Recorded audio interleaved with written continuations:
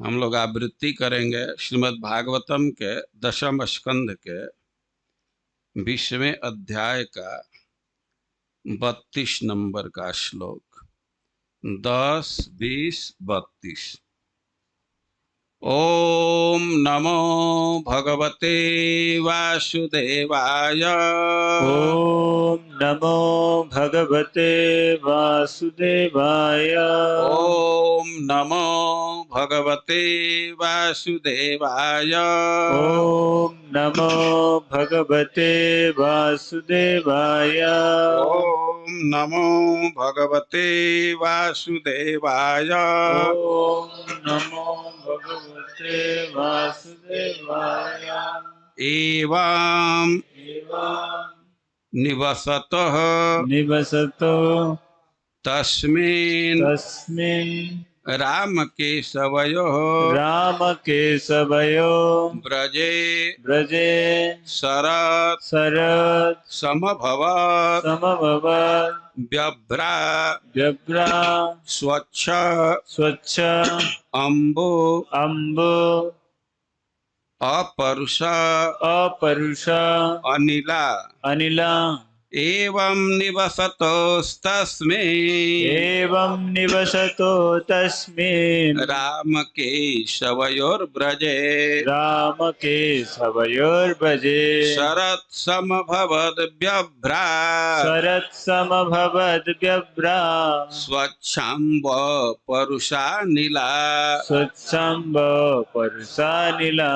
एवं निवसतोस्तस्मिन् एवं निवसतो तस्मिन् रामकेशवयोर्ब्रजे रामकेशवयोर्ब्रजे शरत् समभवद् व्यभ्रा शरत् समभवद् व्यभ्रा स्वच्छाम्ब परुषा नीला। स्वच्छाम्बो परुषा नीला। एवं निवसतोस्तस्मिन् एवं निवसतो तस्मिन् रामकेशवयोर्ब्रजे रामकेशवयोर्ब्रजे शरत् समभवद् व्यभ्रा शरत् समभवद् व्यभ्रा स्वच्छाम्ब परुषा नीला। स्वच्छाम्बो परुषा नीला। बोलिए कुछ लोग। एवं निवसतोस्तस्मिन् रामकेशवयोर्ब्रजे शरत् समभवद् व्यभ्रा स्वच्छाम्बो परुषा नीला। एवं एवं इस प्रकार निवसतो निवसतो दोनों के रहते हुए दोनों के रहते हुए तस्मिन् तस्मिन् उस राम केशवयो रामकेशवयो भगवान बलराम तथा भगवान केशव के भगवान बलराम तथा भगवान केशव के ब्रज वृंदावन में शरद ऋतु समभवत पूर्ण रूप से प्रकट हो आई। पूर्ण रूप से प्रकट हो आई। व्यभ्रा बादलों से मुक्त आकाश स्वच्छ अम्बु स्वच्छ जल वाले अपरुषा अनिला तथा मंद वायु। अनुवाद। इस तरह जब भगवान बलराम तथा भगवान केशव वृंदावन में रह रहे थे तो शरद ऋतु आ गई, जिसमें आकाश बादलों से रहित, जल स्वच्छ तथा वायु मंद हो जाती है। जगत गुरु श्रील प्रभुपाद की जय।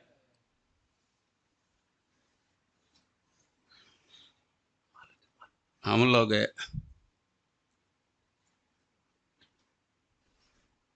भगवान के वृंदावन के लीलाओं का श्रवण कर रहे हैं।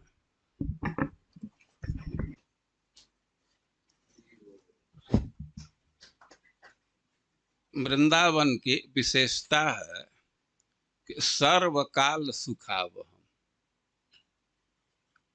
यह सब ऋतुओं में सुखद है, लेकिन अलग अलग ऋतु में कुछ अलग अलग विशेषताएं दिखती हैं और भगवान उसका आस्वादन करते हैं। हम लोग अभी वर्षा ऋतु का वर्णन सुन रहे थे। वर्षा ऋतु में भगवान आनंद का अनुभव करते हैं और उनके आनंद को किस रूप में व्यक्त किया गया, कैसे वर्णन किया गया है। भगवान तो वृंदावन को देख करके ही आनंदित होते हैं। जब ही महावन से वृंदावन आए तो ऐसा सुखदेव गोस्वामी कहते हैं कि वृंदावनम गोवर्धनम जमुना पुलिनानि च विख्यासित उत्तमा प्रीतिर राम माधवयो नृप। वृंदावन को देख करके, जमुना के पुलिन को देख करके और गोवर्धन को देख करके आसित उत्तमा प्रीति, भगवान बलराम और कृष्ण को उत्तमा प्रीति हुई। उत्तमा प्रीति का अर्थ है कि अब तक के जो आनंद अनुभव किए थे उससे भी अधिक आनंद वृंदावन के दर्शन से कर रहे।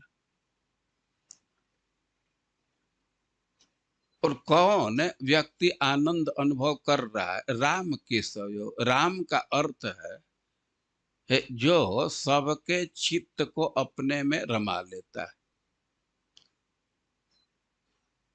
राम का यही आशय है कि जो योगी हैं और संसार में उनका कहीं चित्त नहीं रमता है, कहीं चित्त नहीं लगता है, लेकिन राम का अर्थ है कि जहाँ योगियों का भी चित्त रम जाता है।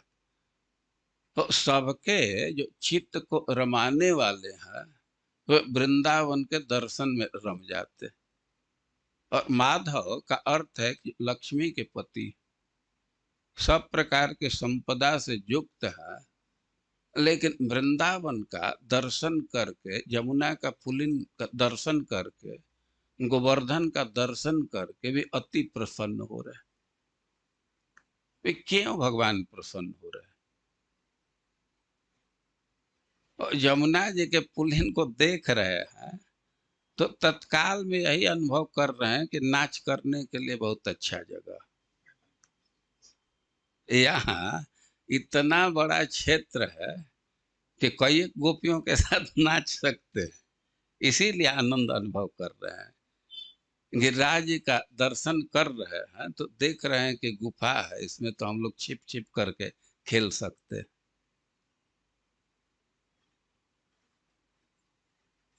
और भगवान सदैव आनंद अनुभव करते हैं, लेकिन फिर भी वर्षा ऋतु में वो किस चीज में आनंद अनुभव कर रहे हैं? एक दो चीज बतलाइए। आए, अब पेड़ के नीचे छिपने में आनंद है। अब वर्षा का अंतिम चरण है तो कभी कभी बारिश होती है तो सब चरवाहे दौड़ करके, अब वर्षा से भीग न जाए, पेड़ के नीचे जाते हैं। पेड़ के नीचे खड़ा होते हैं और जो कपड़ा वपड़ा है उसको कोटर में भी रखते हैं कि वो भीगे ना। वो इसमें आनंद है। गुफा में प्रवेश कर रहे हैं और अब वन में घूमे हैं तो जामुन तोड़ लिए हैं, खजूर तोड़ लिए हैं, वही गुफा में उसको खा रहे हैं। ताजा ताजा फल है, बहुत सका है, तो छीन झपट करके खाने में और आनंद है। और एक और विशेष बात बतलाए कि पत्थर पर ही दधी भात रह करके वे खा लेते हैं। बरसात में तो वर्षा के चलते सब पत्थर एकदम साफ है, धुल गया है, और कोई गंदगी है नहीं, तो पत्थर पर ही रखते हैं, भोजन करते हैं, और भगवान बहुत आनंद अनुभव करते हैं, और वर्षा ऋतु को वो धन्यवाद देते हैं, उसका सम्मान करते हैं। लेकिन इस प्रकार बहुत आनंद से रह रहे थे दोनों कृष्ण बलराम। लेकिन ऐसे आनंद के साथ रहते रहते ही शरत सम अभवत। वर्षा ऋतु के बाद शरद ऋतु आ गई। सम अभवत, कोई ऋतु का प्राकट्य होता है तो उसका धीरे धीरे लक्षण आता है। इन करें कि सम अभवत, अब शरद काल का पूरा पूरा लक्षण आ गया। भाई क्या शरद काल का लक्षण है, कुछ बतलाइए। एक लक्षण बतला रहे हैं, व्यभ्रा। अब जो आकाश है तो वह अभ्र से रहित हो गया, बादल से रहित। वर्षा ऋतु में बादल इतना घेरे हैं कि चंद्रमा सूरज भी ढक जाते हैं।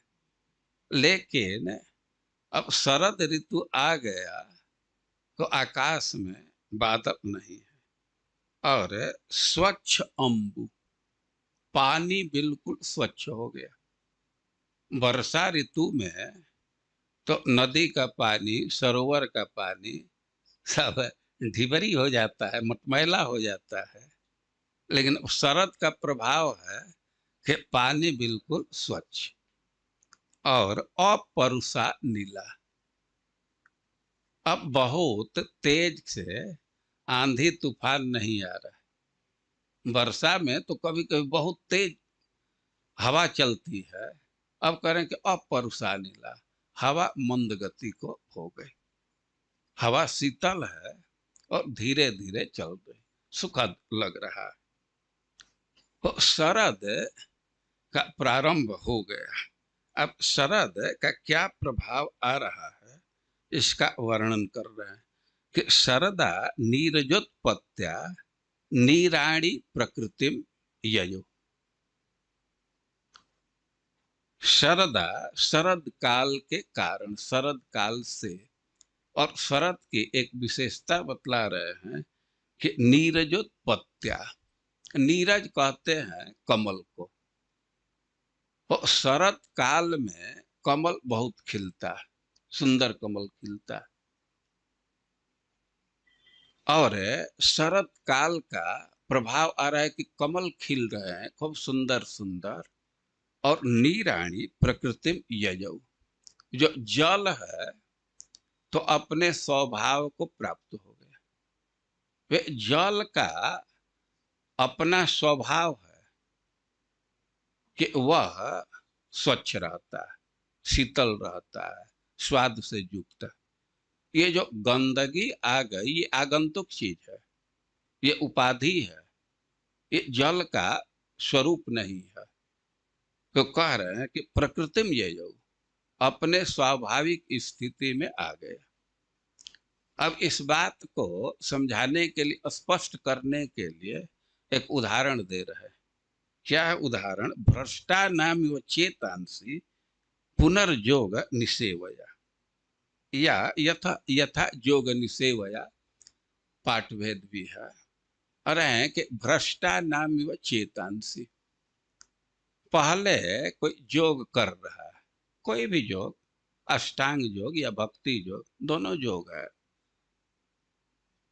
लेकिन अब असंगति के कारण, कुसंगति के कारण अब उसका चित्त विचलित हो गया, चित्त स्थिर नहीं है, अब वो भटकने लगा। तो कह रहे हैं कि पुनर्योग निसेवया,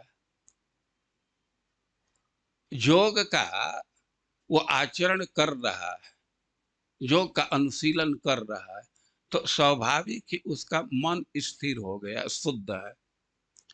लेकिन अब किसी कारण से, कुसंगति से या किसी दूसरे कारण से वो भ्रष्ट हो गया, योग से च्युत हो गया, योग से हट गया। तो योग से हटने पर तो स्वाभाविक ही मन में विषय का समावेश हो जाता है, भोग की लालसा आ जाती है और मन दूषित हो गया। लेकिन कह रहे हैं कि पुनर्योग निसेवया, फिर वह योग का आचरण करने लगे, योग का अनुशीलन करे, तो जैसे उसका मन फिर शुद्ध हो जाता है, अपने स्वाभाविक स्थिति में आ जाता है।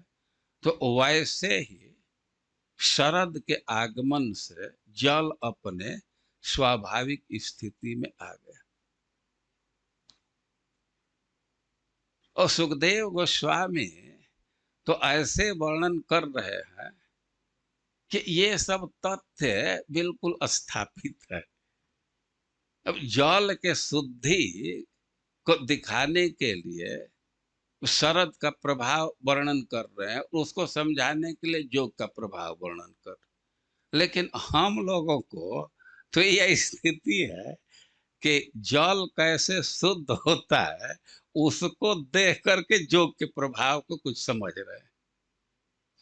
हम लोगों का स्तर बहुत नीचे चला गया। लेकिन जो हो, कितना आशाजनक बात है, ये सबके जीवन में आता है। कभी कभी मन विचलित हो जाता है,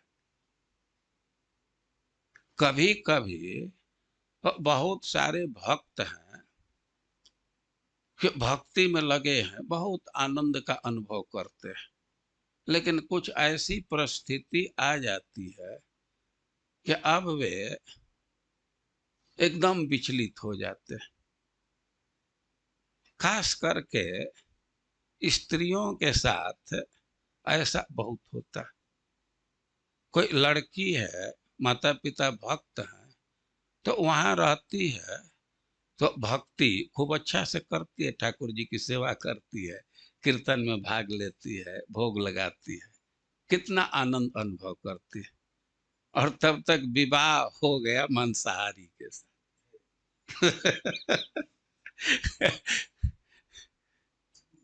हम लोग तो घूमते रहते हैं, कई एक ऐसी स्थिति से अवगत हैं।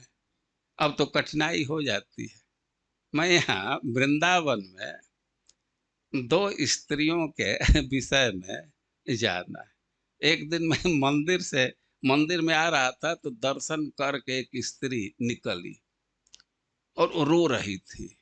दर्शन करके निकली, रो रही थी। अब इसके बाद हमको देख करके एकदम चरण छू करके नमस्कार की। 4-5 साल पहले की बात है। और कहने लगी कि थोड़ा सी हमारी सहायता कीजिए। रुक गया तो कहने लगी कि हम दीक्षा लेना चाहते हैं। कैसे दीक्षा होगा? वो दीक्षा मतलब बस उसी दिन लेना चाहती थी। अब इतना रो रही थी कि मैं उसको कहा कि आओ नामहट्ट ऑफिस में आओ। मैं वहीं बैठता था। वह बतलाने लगी कि हम अपने माँ के साथ वृंदावन आती थी और बहुत पद गायन में भाग लेती थी, बहुत आनंद अनुभव करती थी। लेकिन अब विवाह हो गया तो हम सब हमारा छूट गया। अब हमको पता चला कि नयोडा में इस्कॉन का मंदिर है, तो अब वहाँ जाती हूँ और फिर से हम भक्ति करना चाहती हूँ। और ऐसे वो कह रही थी और हमको जो उसको समझाना था, क्या प्रोसेस है दीक्षा का, सब बतलाया। और एक बार नयोडा का एक कॉपी जांचने को आया भक्ति शास्त्री का। हाँ, उसमें एक ऐसे का प्रश्न होता है कि आप भक्ति में कैसे आए, क्या क्या। तो सिद्धांत को तो ठीक से नहीं समझी थी, लेकिन अपना पूरा इतिहास ही लिख दी थी।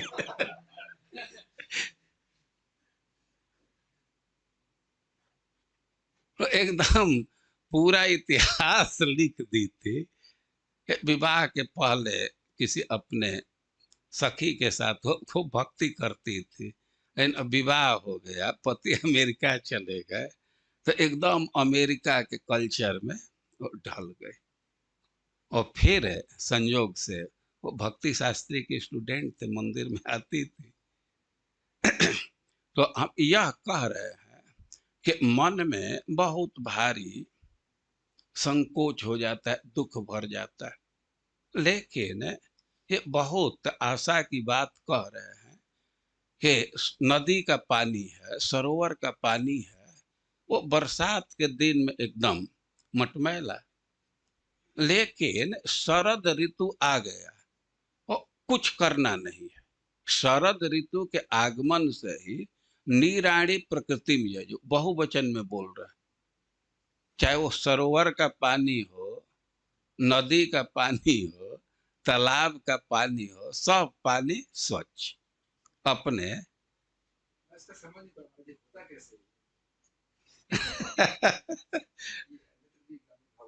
कैसे बैठ जाती है,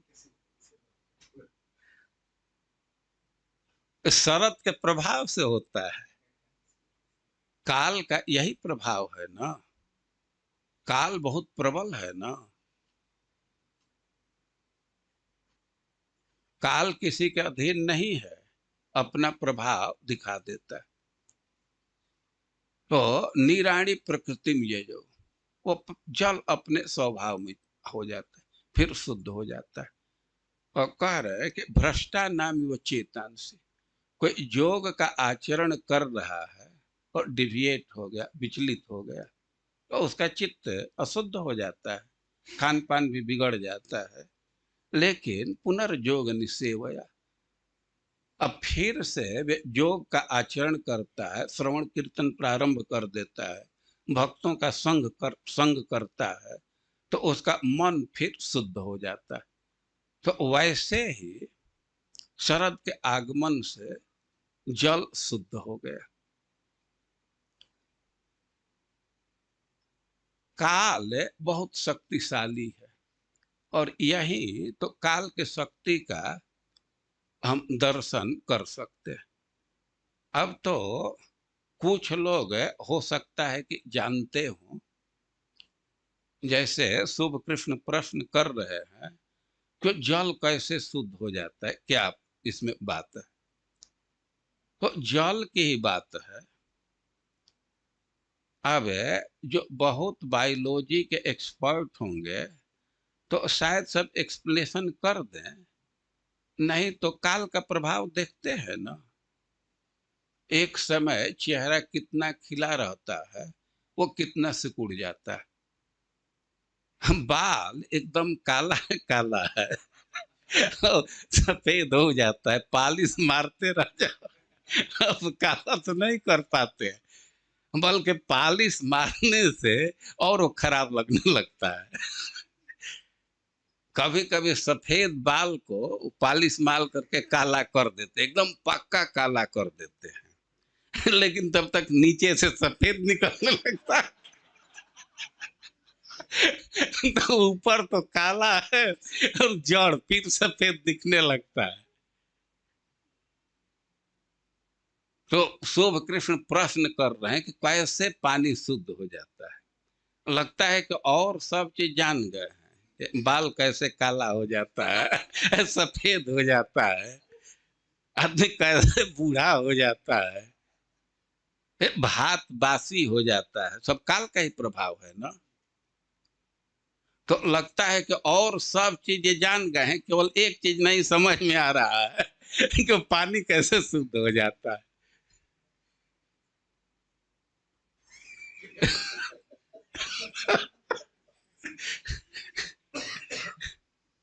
ये काल का प्रभाव है, शरद का प्रभाव है। शरद के आगमन मात्र से जल शुद्ध हो जाता है। ऐसा श्रीमद् भागवतम का ही श्लोक है कि प्रविष्ट कर्ण रंध्रेण स्वानम भाव सरोरुहम धुनते समलम कृष्ण सलिलस्य यथा शरद, कि प्रविष्ट कर्ण रंध्रेण, कान के छिद्र से हृदय में प्रवेश करके प्रविष्ट कर्ण रंध्रेण स्वानम भाव सरोरुहम, अपने भक्तों के हृदय रूप कमल को भगवान शुद्ध कर देते हैं, उसके जो कलमश है उसको समाप्त कर देते हैं। धुनते समलम, जो उसका समल है, वासना है, कलमश है, उसको समाप्त कर देते। उदाहरण दे रहे हैं कि सलिलस्य यथा सरत, जैसे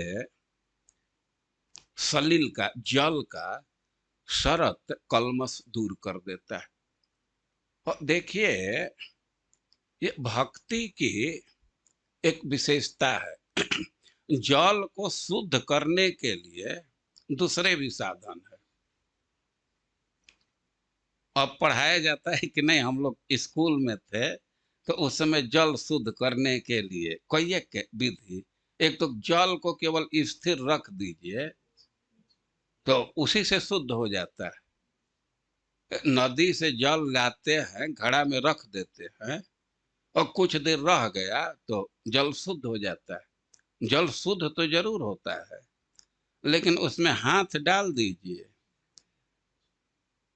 या गिलास गिर गया, अब गिलास निकालने में फिर से पानी गंदा।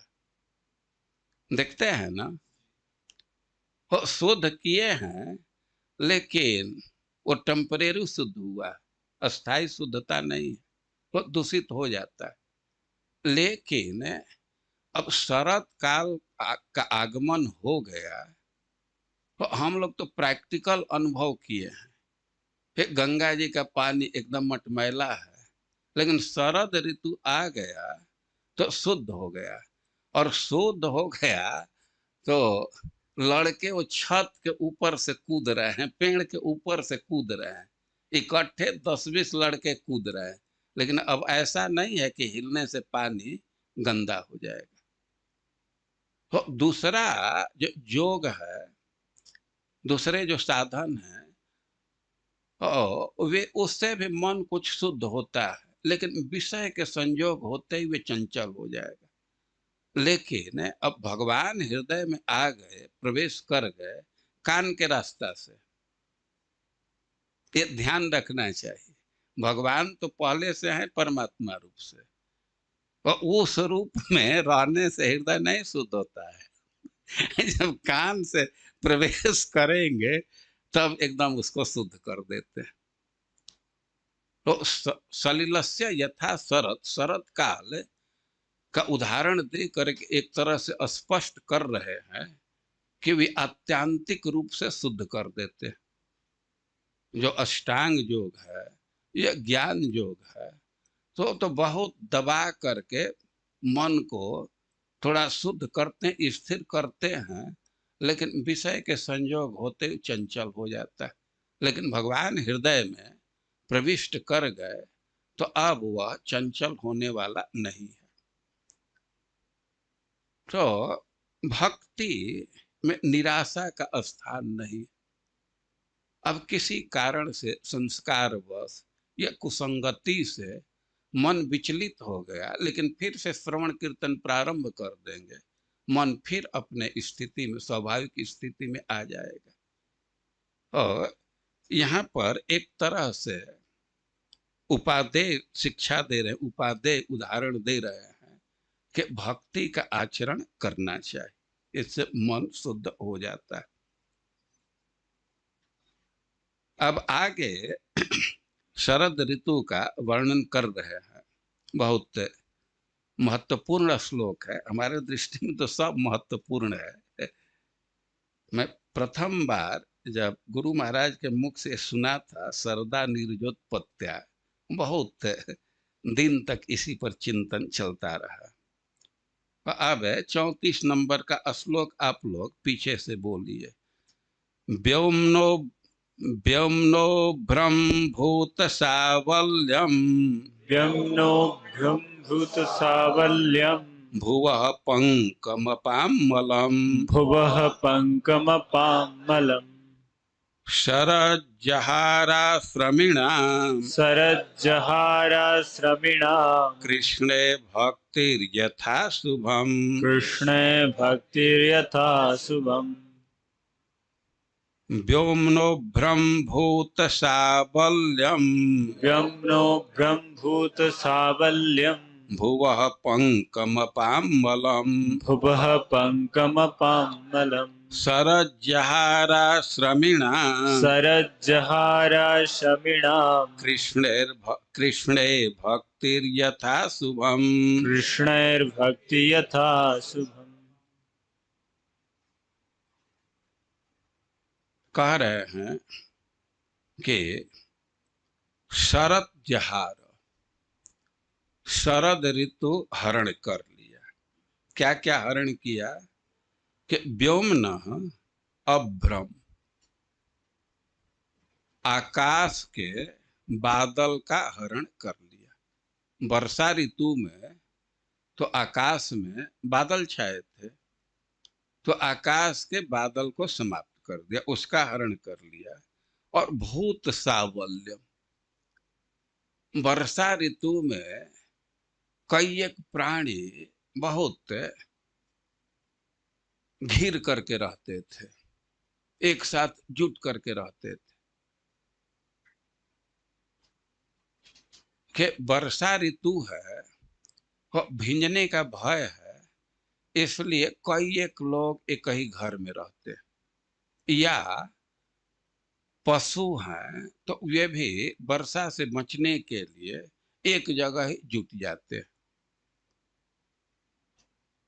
तो कह रहे हैं कि भूत सावल्य, लेकिन शरद ऋतु के आगमन से ये जो भूतों का, जीवों का सांकर्य है, जो बहुत इकट्ठा होकर के रह रहे हैं, तो इसका हरण कर लिया। अब वर्षा का भय नहीं है तो अलग अलग रहने लगे। और भुवः पंकम, भूमि का, पृथ्वी के पंख को, कीचड़ का हरण कर दिया।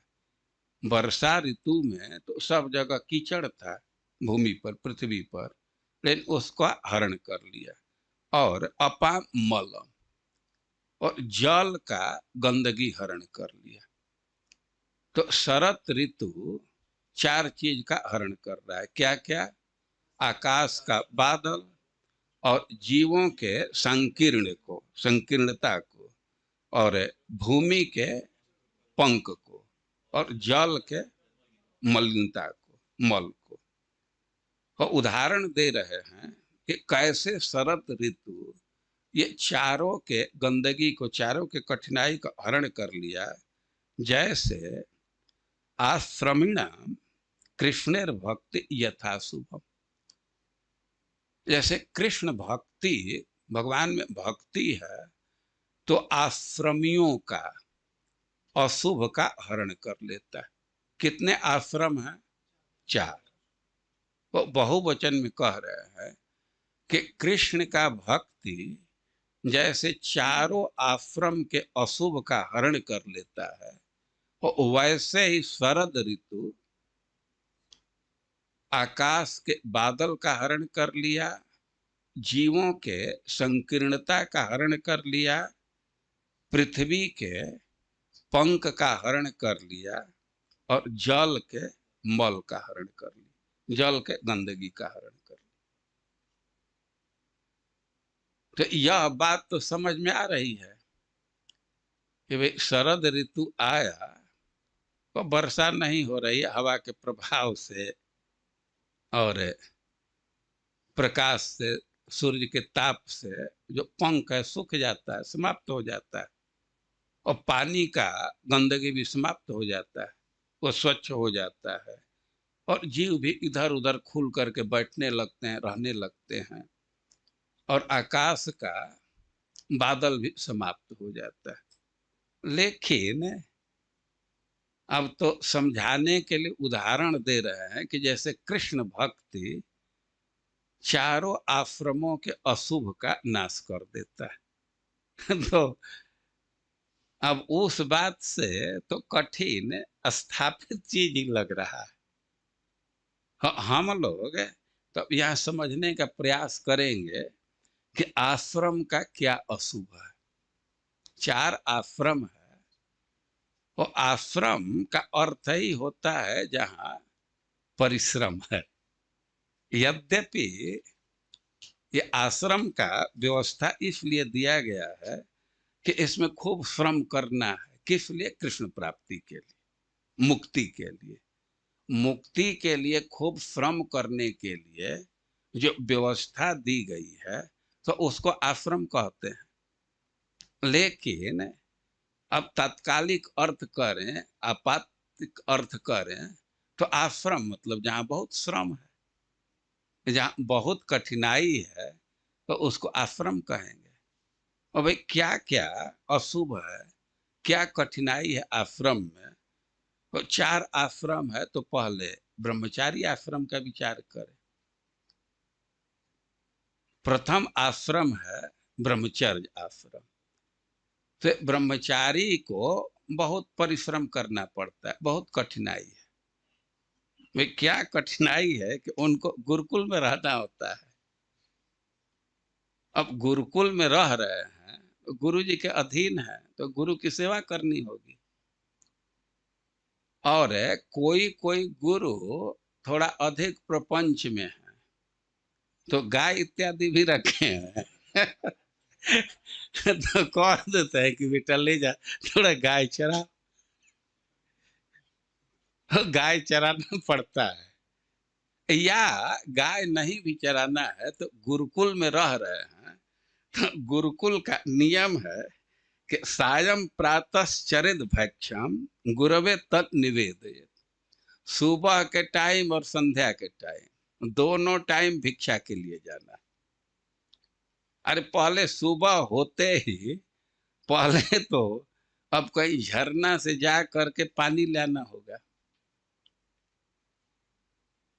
गुरुकुल में तो टोटी की सुविधा नहीं थी, तो कहीं झरना में जा करके वहां से पानी लाइए, गुरु जी को हवन करना है, लकड़ी लाइए, पूजा के लिए पुष्प लाइए, तो ये सब सेवा करना होता है।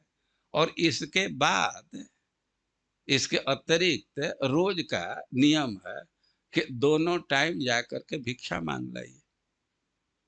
और भिक्षा मांग लाना है, सब कमाई आपका लेकिन सब गुरु जी को अर्पित कर देना है। ये ब्रह्मचारी जीवन का नियम है। और गुरु जी को अर्पित किए, और गुरु जी उससे कुछ भोजन किए, और जब वे आज्ञा दिए कि बेटा तुम भी खा लो, तब तो भोजन करे। और गुरु जी कदाचित भूल गए वहीं रोटी रखा हुआ है, लेकिन जब तक आज्ञा नहीं दिए, अब तो आज्ञा नहीं दिए तो भोजन नहीं करना है। ये गुरुकुल का नियम है। सायं प्रातश्चरित भक्ष्यम गुरवे तन निवेदयेत् भुंजित यदि अनुज्ञात। यदि गुरु जी कह दे कि खाइए तब तो ठीक है, और नोचेत यदि ऐसा नहीं कहे तो उपवेश क्वचित। अब कभी कभी ऐसा समय आ जाता है कि गुरु जी के याद ही भूल गया, या भोजन करके अभी शिष्य पैर दबा रहा है तब तक वो सो गए अब उस स्थिति में उपवास करना है, तो यह कठिनाई है ना। लेकिन अब जो ब्रह्मचारी भक्ति करने लगा और भक्ति में लग गया, तो गुरु जी उसको सेवा से ही मुक्त कर देते। जो भक्ति करने लगा तो उसको सेवा में नहीं रखते, उसको इतना कष्ट नहीं देते, तो ये सब कठिनाई से मुक्त हो जाता है। या दूसरे ढंग से इसकी व्याख्या की जा सकती है कि भाई कोई ब्रह्मचारी है, और ब्रह्मचारी 2 तरह के हैं, एक को उपकुर्वाण कहा जाता है और एक को नैष्ठिक। तो उपकुर्वाण ब्रह्मचारी है, गुरुकुल में रह रहा है, तो गुरुकुल में कितना दिन रहेगा? 20 साल तक, 22 साल तक, 25 साल तक, यही ना। और उसके बाद कहाँ जाएगा? गृहस्थी में। तो गृहस्थी का क्या मतलब है? गृहस्थी का मतलब है कि अब पत्नी के अधीन होइए, इसमें तो अब कोई गुंजाइश नहीं, इसके अतिरिक्त कोई विकल्प नहीं है। विवाह का मतलब है कि जब तक पत्नी पूरा कंट्रोल अपने पति पर नहीं कर लेगी तब तक वो स्थिर नहीं रह सकती। देखिए नितांत सत्य है। वो सेवा करके जैसे ही लेकिन जब तक पूरा कंट्रोल नहीं है तब तक वो शांत नहीं हो सकती। और अब बच्चों की भी अधीनता है। कुछ दिन तक तो बच्चों को डांट डपट पिता लोग करते हैं, लेकिन कुछ दिन के बाद यही स्थिति है कि जो बेटा कहता है वही करते हैं। अब बेटा जो कह दिया तो उससे इधर उधर नहीं जा सकते। तो देखिए अब यह स्थिति आ जाती है, अब व्यक्ति इतना परवश हो जाता है कि अब स्वतः वैराग्य नहीं जगा पाता। उसकी यह दयनीय स्थिति है कि अब अपने से विरक्त नहीं हो सकता। तो यह बहुत भारी अशुभ है ना। लेकिन अभी वो ब्रह्मचारी है और तब तक भक्त हो गया, तब इस दुख से वो बच जाएगा और गृहस्थ आश्रम में आएगा ही नहीं, तो इस दुख से बच गया ना। तो समझ में बात आ रही है कि भक्ति ब्रह्मचारी के अशुभ को दूर कर देती। ब्रह्मचारी का क्या अशुभ है ये समझ में रहे हैं ना। अब गृहस्थों पर चलिए। इस समाज में 4 आश्रम है, लेकिन सब लोड गृहस्थ पर दिया गया है। सबको खिलाने की जिम्मेवारी गृहस्थ का। और केवल मनुष्य समाज को ही नहीं, जो आसपास के पशु हैं पक्षी हैं उनको भी खिलाना है। और यहीं के लोगों को नहीं, देवताओं को भी उनको उनका भाग देना है, यज्ञ भी करना है। और देवता तक ही मामला शांत नहीं है, जो पितर हैं उनको भी देना, ये एकदम आवश्यक है। अब गृहस्थी का थोड़ा सुख लेते हैं, लेकिन इसका फीस बहुत अधिक है। फीस बहुत अधिक है। तो खास करके गृहस्थ बंधा हुआ है, ये श्राद्ध इत्यादि करना है, वो बंधा हुआ करना ही है। यदि गृहस्थ पितरों के प्रति अपने दायित्व का निर्वाह नहीं करता है तो बहुत भारी पाप माना जाता है। तो पंच महायज्ञ है, बहुत सावधानी से इसका निर्वाह करना पड़ता है। मनुस्मृति का उदाहरण देते हुए श्रील प्रभुपाद जी लिखे हैं कि गृहस्थ का यह कर्तव्य है कि भोजन करने के पहले अस्वस्थ हो जाए कि घर में रहने वाला सांप भी तो भूखा नहीं है। सांप को, कुत्ते को, बिल्ली को, जो भी घर में है उसके आश्रित हैं, सबको खिलाने के बाद ही गृहस्थ को भोजन का अधिकार। अब कितना भारी उस पर लोड रखा गया है। और यह तो एक कर्तव्य की बात है, जो ब्रह्मचारी के फ्यूचर का दुख है, अशुभ है, जिसको बतलाया गया। गृहस्थ के लिए तो वर्तमान में भी है ना। ब्रह्मचारियों के तो फ्यूचर के अशुभ से भक्ति रक्षा कर लेती है, लेकिन अब गृहस्थ तो उसी दुख में पड़े हुए हैं और उनका अपना इतना साहस नहीं है, इतना विवेक नहीं है कि उस दुख से मुक्त हो जाए। वर्षा ऋतु के वर्णन में आप सुने कि जो सारस पक्षी है, तो वर्षा के दिन में वहां कीचड़ है, कटीले घास जगते हैं, लेकिन न्यसु वहीं रहता है कि इसलिए मछली के रूप में। और उसी तरह ग्राम्य, जो ग्राम्य सुख के इच्छुक है तो घर में कठिनाई है पड़े रहते, लेकिन अब भक्ति करने से इस कठिनाई से मुक्त हो जाते। तो हम दो तरह के कठिनाई का वर्णन किए गृहस्थ का।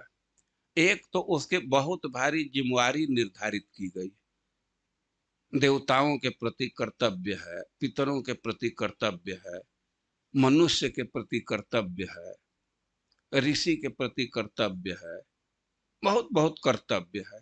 लेकिन कोई व्यक्ति भक्ति करने लगता है तो ये सब कर्तव्य से मुक्त हो जाता है। ये कर्तव्य करे न करे उस पर दोष नहीं लगेगा।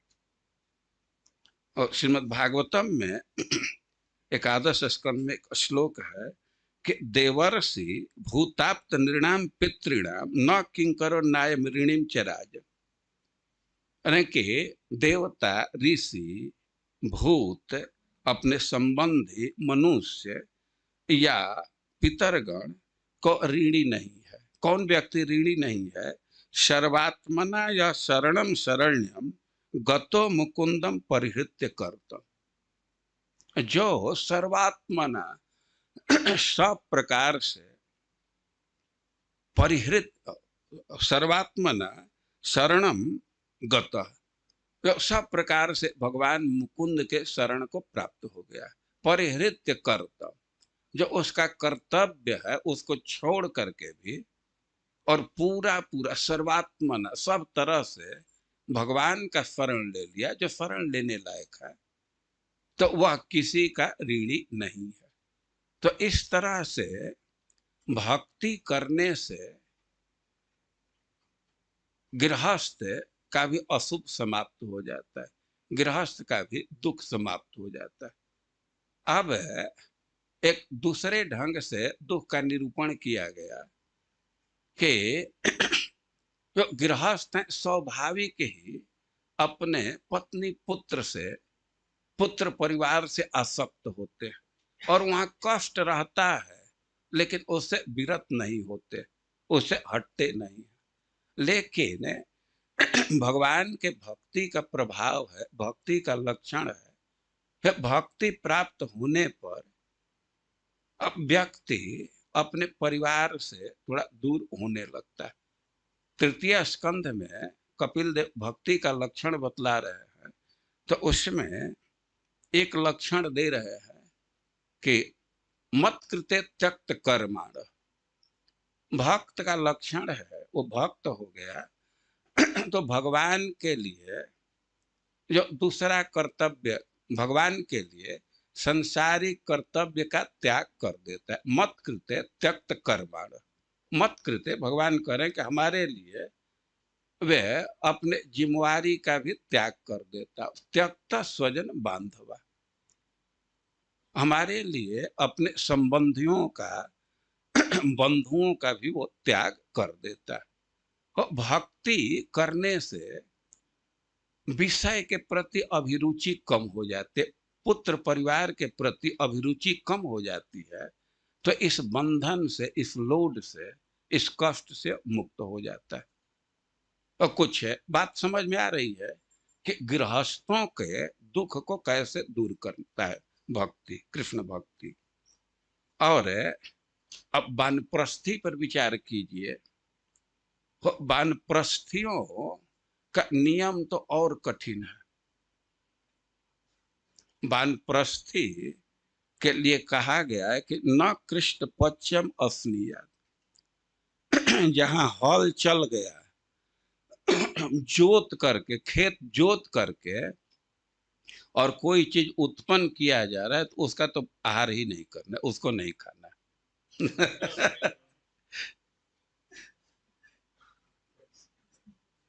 जोत कोड़ करके कुछ उत्पन्न किए तो उसका आहार वानप्रस्थी को नहीं करना है। और अकृष्टम चात्य कालत। अच्छा, मान लीजिए कि कोई चीज है कि बिना खेती किए ही वो उग जाता है, तो उसका भी अकालतः अब असमय में रंधन हुआ है, तो उसका भोजन नहीं करना है। अग्निपक्व मथामम हुआ, अर्क पक्व मुता हरे।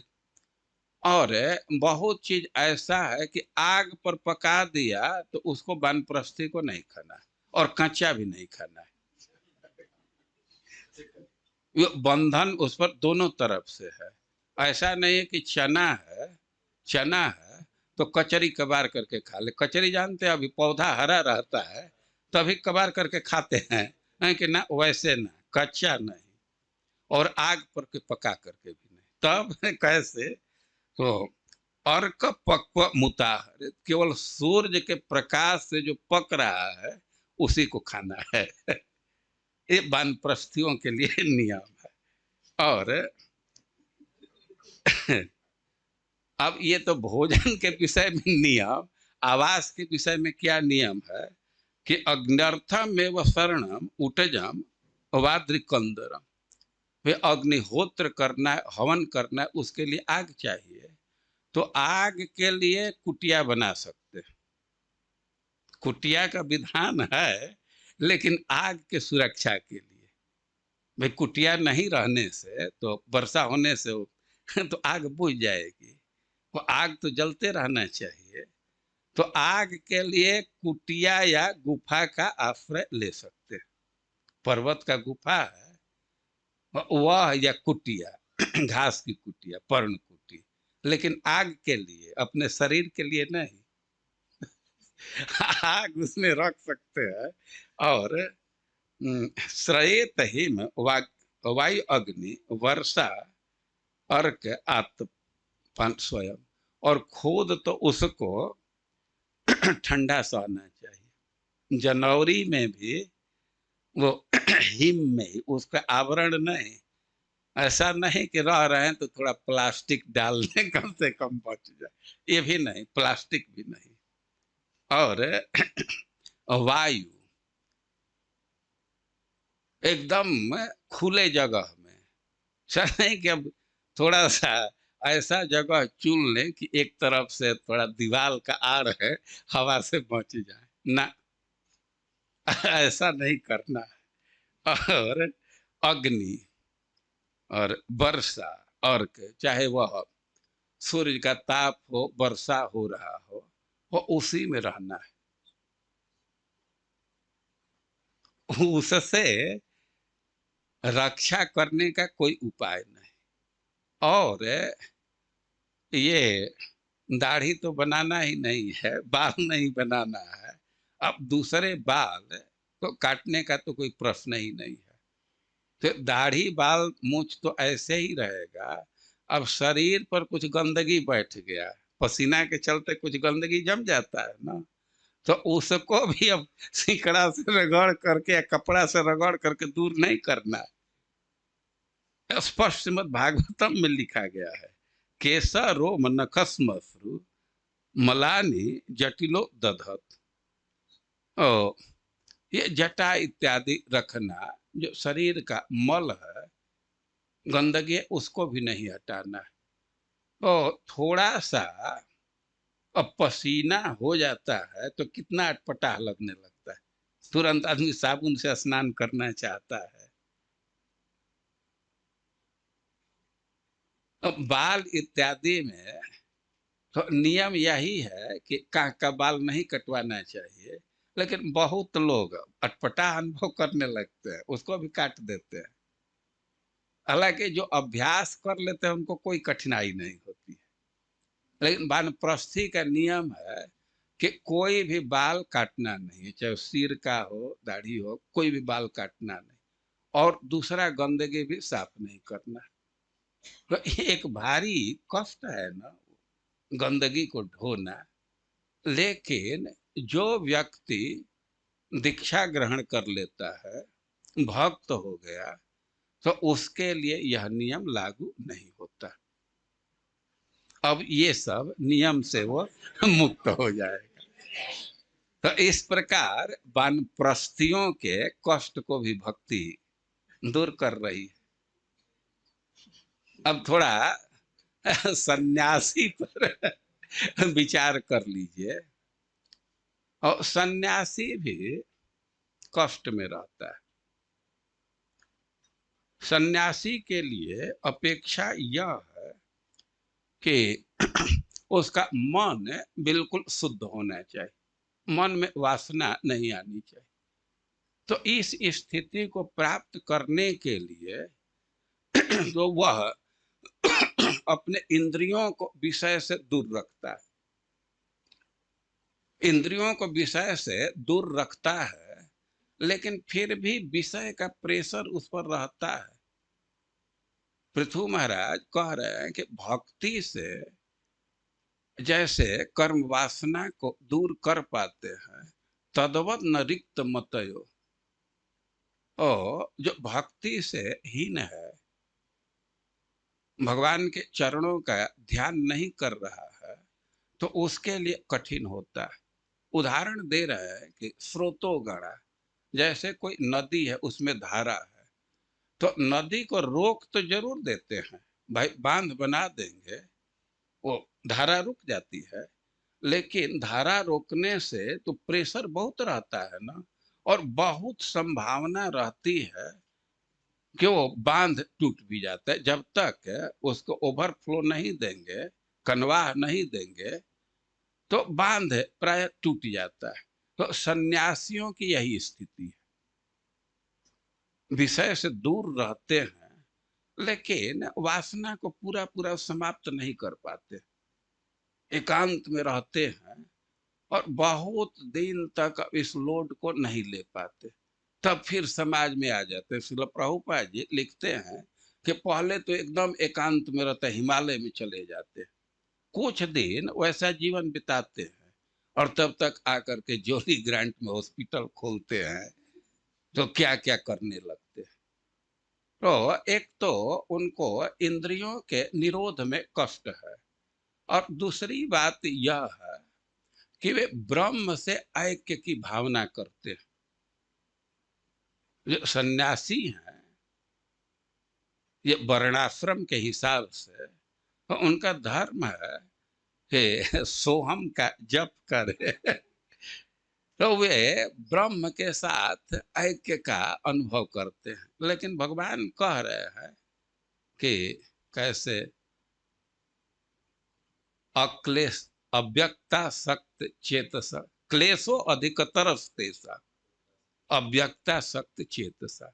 भगवान की वाणी उनको क्लेश है, लेकिन भगवान का ध्यान करने लगे, उनके चरण का ध्यान करने लगे, भक्ति स्वीकार कर लिए, तो इसके क्लेश से दूर हो जाते। और चार आश्रम है, चारों का अपना कुछ ना कुछ अशुभ है, लेकिन यदि कृष्ण में भक्ति हो जाए तो ये अशुभ समाप्त हो जाते, कष्ट समाप्त हो जाते। तो जैसे कृष्ण भक्ति यथा शुभम, कृष्ण में भक्ति चारों आश्रमियों के, चारों आश्रम के कष्ट को दूर कर देती है, तो वैसे ही शरद ऋतु आकाश के बादल को दूर कर दे, भूतों के सांकर्य को, संकीर्णता को दूर कर दे, और पृथ्वी के कीचड़ को दूर कर दे, और जल के गंदगी को दूर कर दे। इस प्रकार शरद ऋतु का वर्णन चल रहा है, और बहुत ही महत्वपूर्ण उदाहरण दे रहा है भक्ति की महिमा। भक्ति का ऐसा प्रभाव है कि हम जो भ्रष्ट हैं, और फिर योग का आचरण करने से हम अपने स्वाभाविक स्थिति में आ जाते हैं। ये चाहे किसी भी आश्रम का व्यक्ति है, भक्ति स्वीकार कर ले, तो जो आश्रम का कष्ट है, तो उससे वो मुक्त हो जाता है। तो भक्ति के प्रभाव है। सनातन गोस्वामी तो कहते हैं कि भाई भक्ति में भी हम तो नाम का आश्रय ले रहे, इसी को सर्वोच्च मान रहे। जयति जयति नामानंद रूपम मुरारे। भाई भक्ति करने के लिए भगवान का आश्रय लेना होता है। वो भगवान के कई एक स्वरूप है, किसी का आश्रय ले सकते हैं, किसी भगवान के किसी स्वरूप का आश्रय लेना भक्ति के अंतर्गत है। लेकिन सनातन गोस्वामी कह रहे हैं कि हम तो नामानंद रूपम मुरारी, मुरारी का जो नामात्मक स्वरूप है, जो आनंद स्वरूप है, तो उसी का आश्रय ले रहे हैं। अरे भाई काहे इसका वर्णन कर लिए, कुछ बतलाइए कारण। और कि विरमित निज धर्म ध्यान पूजा दियत। ये नाम का आश्रय लेने से एक फायदा है कि जो वर्णाश्रम धर्म का प्रयास है उससे मुक्ति मिल जाती है। विरमित निज धर्म, और आश्रम के धर्म का निर्वाह करने के लिए प्रयास करना होता है, वर्ण और आश्रम दोनों के लिए, तो उससे मुक्ति।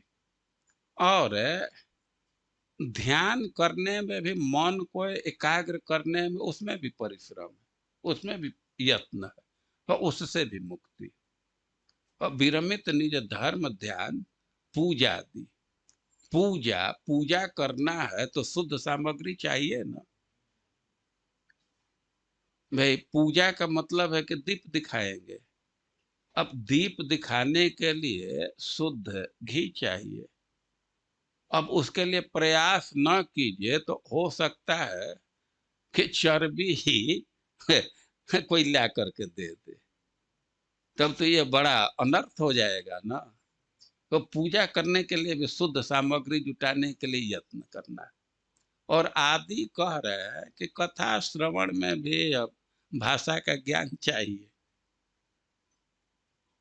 उस भाषा का ज्ञान रहेगा तभी सुन पाएंगे, या वक्ता का चयन करना पड़ेगा, तो उसमें भी दिमाग लड़ाना पड़ेगा ना, कैसा वक्ता है क्या है। कि नाम का शरण लेने में ये सब यत्न से, इस परिश्रम से मुक्ति। और भी नाम की महिमा है कि कैसे भी व्यक्ति एक बार भी नाम के संपर्क में आ गया तो मुक्त हो जाएगा। कैसे भी उल्टा सीधा, या कैसे भी का अर्थ है कि किसी भी इंद्रिय से केवल देख ले, ये लिखा गया है दीवार पर तो इतना से, या सुन ले, या बोल ले।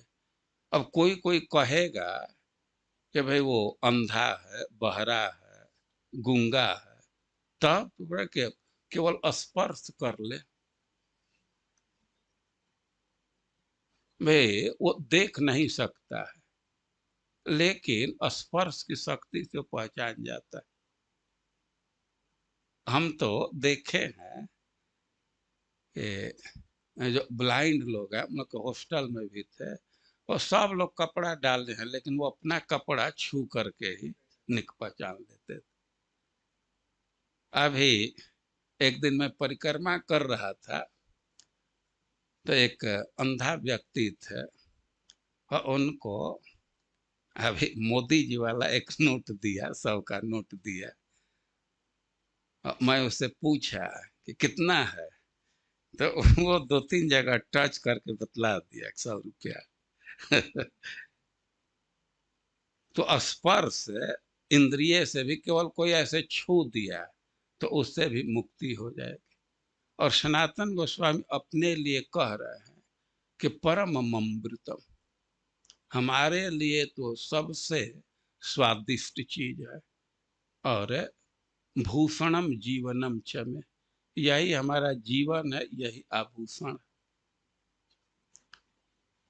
जो हो, यहाँ हम लोगों का विषय है कि शरद ऋतु का वर्णन प्रारंभ किया गया। अब शरद ऋतु कैसे आकाश को शुद्ध कर रहा है, जल को शुद्ध कर रहा है, इसको समझाने के लिए भगवान के भक्ति का उदाहरण दे रहे हैं कि भक्ति, कृष्ण भक्ति चारों आश्रम वाले के कष्ट को दूर कर देती है।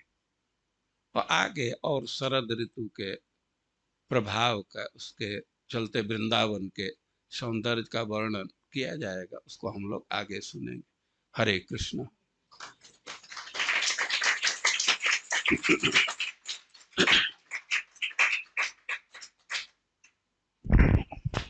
एक बात समझ में नहीं आ रही थी कि जैसे आपने बताया कि जो ब्रह्मचारी मान लीजिए है और वो भक्ति में लगा है, तो गुरु जी उसको सेवा में नहीं लगाएंगे, तो अन्यों को भी भक्ति में क्यों नहीं लगा देते, या अन्य आश्रमों में भी शास्त्र तो भागवत में तो कह ही रहा है, लेकिन मेरे को समझ में नहीं आता कि इतनी अलग व्यवस्था क्यों बनाई गई है। जब हरिनाम से ही हम लोग, उसमें कोई संशय नहीं कर रहा हाँ हूँ, हाँ। मतलब हरिनाम से सबकी शुद्धि हो जाती है, तो सीधे क्यों नहीं बता, हरिनाम को क्यों नहीं बता देते सीधे कि हरिनाम शास्त्र में बता दीजिए, भागवत में तो है ही, उसके अलावा भी अगर सीधे बता दिया जाए तो एक मन में भाव आता है कि लोग इतने कष्ट से बच जाएंगे, और मतलब व्यक्तिगत रूप से लगता है जब नाम से इतना फायदा है तो हाँ क्यों हाँ। इतना कष्ट भोगने की जरूरत है, ऐसा एक तरह से नहीं, निरर्थक से लगता है। जो भी व्यवस्था बनाई गई है तो इसी के लिए, लेकिन अब पूर्व का ऐसा संस्कार है, वो चित्त का ऐसा स्वभाव या संरचना है कि कोई कोई व्यक्ति सीधे उस बात को ग्रहण नहीं कर सकता। और जो सीधे ग्रहण नहीं कर सकता, तो उस स्तर पर लाने के लिए, जो रियलाइज कर जाए कि भक्ति श्रेष्ठ है, और इसके लिए और सब व्यवस्था। देखिए, कोई प्लेटफार्म है, मंच है, और उस मंच पर जाना है, पहुंचना है, लेकिन कोई कोई व्यक्ति है कि सीधे उस मंच पर चला जाएगा, और कई एक लोगों की ऐसी स्थिति है कि बिना सीढ़ी के वो पहुंच ही नहीं सकते। तो ये सब व्यवस्था उनके लिए है जो डायरेक्ट भक्ति को नहीं स्वीकार करते। जो डायरेक्ट भक्ति को स्वीकार कर लें तो उनके लिए किसी विधि निषेध की या किसी भी ट्रेनिंग की, किसी भी योग की आवश्यकता नहीं है। लेकिन अब ये सब व्यवस्था व्यापक दृष्टि से की गई कि जो डायरेक्ट भक्ति को नहीं स्वीकार कर रहे हैं, तो भाई थोड़ा घूम फिर के ही स्वीकार करो। तो उनके लिए सब व्यवस्था है। हाँ। जैसे आपने बताया था ये बहुत सुंदर श्लोक जयति जयति वाले में, तो उसमें एक बार भी किसी ने नाम उच्चारण किया है तो किसी भी तरह संपर्क हो तो मुक्ति हो जाती है। तो लोग कई बार प्रश्न करते हैं इस मुक्ति का अर्थ क्या है, मान लीजिए किसी ने एक बार हरे कृष्णा बोला और पूरे जीवन में दोबारा नहीं बोला, तो उसका अर्थ क्या है, मतलब ऐसा लगता है, उन लोग कहते हैं ऐसा लगता है तो देखिए, नहीं है। इस विषय में दो चीज समझना चाहिए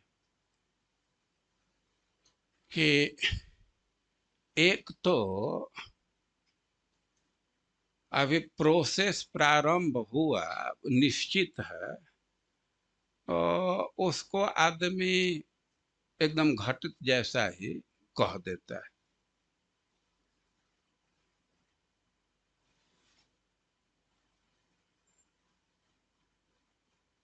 कोई प्रोग्राम में अभी बाद में होने वाला है, एक सप्ताह बाद में, एक महीना बाद में, या कहीं जाने वाले हैं, तो आदमी एक महीना पहले ही कह देता है हम तो दिल्ली जा रहे हैं, हम अमेरिका जा रहे हैं।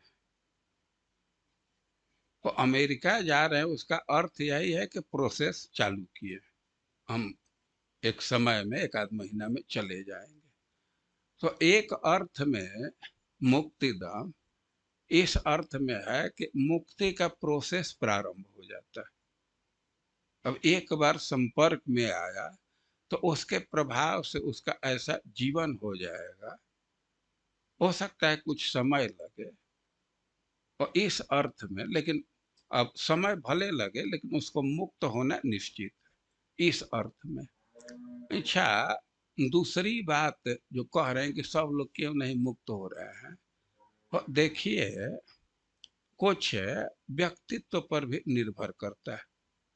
अभी बहुत लोगों को कोरोना हुआ, इसी गौशाला में कोई एक दो दिन काढ़ा पिए और उसी में ठीक हो गए, और किसी किसी को 10 दिन, 20 दिन के, महीना 2 महीना पीना पड़ा, और कोई कोई तो काढ़ा से ठीक नहीं हुआ, हॉस्पिटल में जाना पड़ा। तो मार हो रहा है ना कि ये दवा नहीं, ये दवा नहीं है। तो गिलोय इत्यादि भी एक औषधि है ना, अब इसको उतना स्थापित मानिए ना मानिए, कोई कोई दवा है, कोई कोई टैबलेट है कि एकदम मान्यता प्राप्त है कि बुखार की दवा है, एकदम गवर्नमेंट के तरफ से, यह भी हो सकता है विश्व स्वास्थ्य संगठन की तरफ से भी उसको मान्यता है कि दवा है। लेकिन देखा जाता है कि वही दवा किसी पेशेंट को दे, एक खुराक दे उतना में ही ठीक, और किसी किसी को 3 दिन 4 दिन 5 दिन दे रहे हैं, और फिर भी वो ठीक नहीं हुआ, फिर दवा चेंज करना पड़ता है। ऐसा होता है ना। और श्रील प्रभुपाद जी भक्ति रसामृत सिंधु में लिखे हैं कि भक्ति का जो प्रभाव लिखा गया है, तो प्रभाव है, ये शक्ति है उसमें, लेकिन यह कोई जरूरी नहीं है कि सब पर एक जैसा ही घटित होगा। तो अब मान लीजिए बुखार से दवा ठीक नहीं हो रही है एक दो व्यक्ति को, तो क्या यह कह देंगे कि बुखार का दवा नहीं है? वो तो दवा है ना। तो उसी तरह ये जो भक्ति के अंग है, इनके प्रभाव को जो कहा जाता है, तो प्रभाव है उसमें, वैसा होता है, लेकिन यह एकदम निश्चित नहीं है कि सबके साथ वैसा ही घटित होगा, एक रूप में ही घटित होगा। अब जो कैंडिडेट हैं उनके बैकग्राउंड के अनुसार और चीज के अनुसार उसमें थोड़ा अंतर हो जा रहा है। अभी वैक्सीनेशन में सिद्धांत आ रहा है ना कि जिसका जैसा शरीर है उसके अनुसार वो प्रतिरोधी क्षमता विकसित हो रही, सब पर एक परसेंटेज नहीं आ रहा है। तो भक्ति के अंग का प्रभाव भी जो भक्ति स्वीकार करने वाले हैं उनके संस्कार इत्यादि के अनुसार भी होता है, एक जैसा सब पर नहीं होता। ऐसा स्पष्ट श्रील प्रभुपाद जी भक्ति रसामृत सिंधु में लिखे। ठीक है, जगत गुरु श्रील प्रभुपाद की। आज उधर से प्रश्न नहीं है, कमेंट बॉक्स में नहीं है ना। आज एक नया ग्रुप भी है, हम तो देख नहीं रहे हैं, शायद वो लोग देख रहे होंगे, रांची।